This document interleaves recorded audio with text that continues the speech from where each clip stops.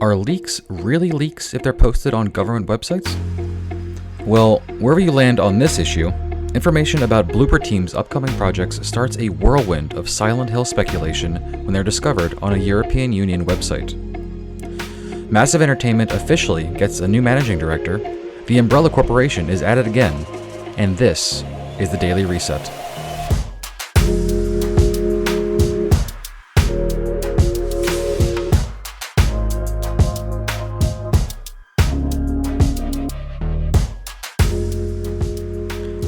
Good morning, gamers, and welcome to the Daily Reset, brought to you by the Emergent Gamer.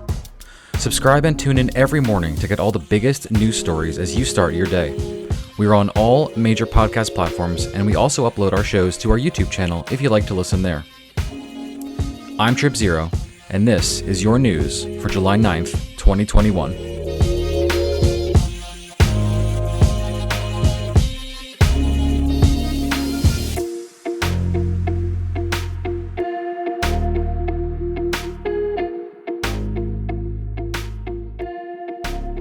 The European Union's Creative Europe website has leaked 3 projects by developer Bloober Team, who's known for their horror games The Medium and the Layers of Fear series, among others. Alright, this isn't so much of a leak as it is a regulatory posting by the EU whenever projects get funded by artistic grants. Bloober Team's projects received EU funding, so they get listed by the site. What kicked the hornet's nest is that Bloober Team has been rumored to be working on a new entry in the Silent Hill series, a rumor given even more weight around the end of June when Konami announced a partnership with Bloober Team to develop games together. Konami hasn't officially acknowledged any work on a new Silent Hill game since the cancellation of Hideo Kojima's Silent Hills, when the two gaming powerhouses split ways in a messy breakup. With the EU's site listing descriptions and code names for these projects, it was only a matter of time that people started to connect their own dots. While these future games do sound like something we'd see in a psychological survival horror game, Bloober Team's chief marketing officer Tomasz Gawlikowski reached out to IGN to offer insight into what these projects actually are now that they're under a microscope. Or to control the narrative, depending on how you take his explanation. He shared that the project codenamed H2O became Layers of Fear 2, and that a project labeled Doom Spiro was being shelved as they could not find a way to bring the proposed topic and settings in a sensitive enough way while also remaining commercially viable.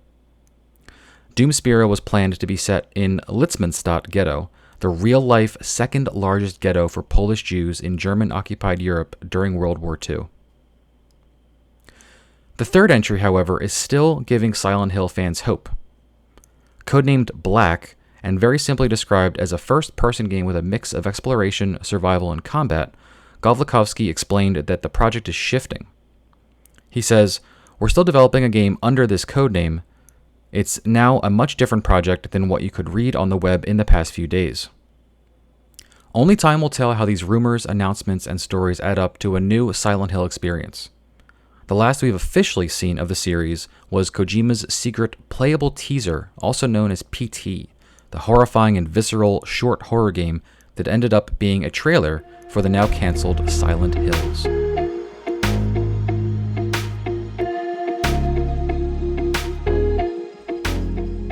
Massive Entertainment, the Ubisoft studio responsible for the Division series and the upcoming open-world Avatar Frontiers of Pandora video game, is changing leadership. This is after their previous director of 12 years, David Polfelt, stepped down to pursue new challenges at Ubisoft, in his own words. Polfelt is planning to take a 6-month sabbatical and then will return to Ubisoft in a new strategic role. Polfelt says, "Standing on the solid foundation of The Division, Avatar, Snowdrop, and Ubisoft Connect, the studio is in fantastic shape, and I am exceptionally grateful for what we have accomplished together. Before I embark on a new adventure in Ubisoft, I will try something else which is new and exciting to me, a long break. Wish me luck, and see you in 2022. Ubisoft Massive is filling the managing director role with Thomas Andren. He was most recently the CEO of Red Bee Media, an international broadcasting company that provides access services such as live subtitles and sign language translation. They are the largest access service provider in Europe. Prior to being CEO, he held leadership positions in their online streaming and broadcast departments. This lack of game studio experience does not seem to faze Virginia Haas, Ubisoft's chief studios operating officer. She said, "Thomas is a very accomplished leader, and his extensive experience guiding operations, shaping strategic business and product development, and managing teams within the online services and media sectors will aid him greatly in guiding Massive's talented teams." This is a large change for a studio with many in-development projects under the Division umbrella, as well as the new Avatar IP that was just announced, so Andren will have his work cut out for him when he grabs the wheel this summer.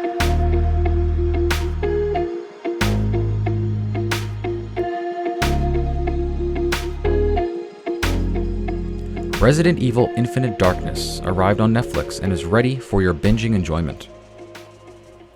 The CG animated show has 4 roughly 30-minute episodes and focuses on Resident Evil series stars Leon Kennedy and Claire Redfield as they investigate incidents of zombie outbreaks, coming together to piece together the wider mystery. It's receiving mixed reviews as a show, but fans of the game series itself are enjoying this new adventure with their favorite characters. For those interested in the wider lore of Resident Evil, this CG show, like all of the Capcom-produced CG shows and movies, are canon and fit into the Resident Evil universe. Infinite Darkness takes place after Resident Evil 4 and before Resident Evil 5. With the weekend starting, there's no better time to binge this newest chunk of the Resident Evil story.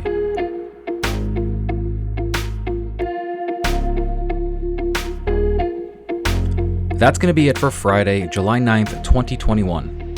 Subscribe on your favorite podcast service to get up to speed in the gaming world every morning with me, your host, Trip Zero. And be sure to find and listen to our main show, the Emergent Gamer Podcast, live on twitch.tv/emergent_gamer on Wednesday nights, and then on podcast services the next day. Get the news with me and hear the in-depth discussion with the rest of us. Have a great weekend. I'll see you on Monday.